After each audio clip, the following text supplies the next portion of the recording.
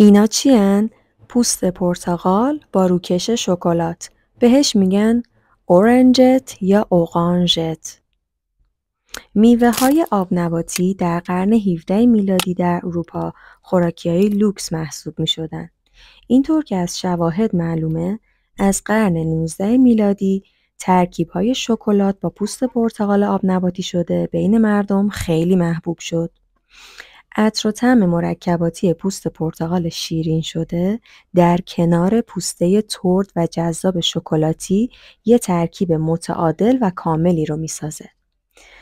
برای درست کردنش چی میخوایم؟ پوست پرتقال که با دقت قسمت‌های سفیدش جدا شده میجوشونیم و بلانچ میکنیم تا تلخیش بره. بعد با سیرپ شکر میجوشونیم، به ازای هر فنجان آب 1 فنجان هم شکر. در نهایت خشک میکنیم و تو شکلات آب شده دیپ میکنیم.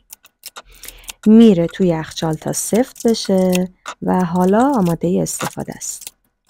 این ترکیب واسه پاییز و زمستون خیلی جذابه. از دستش ندین.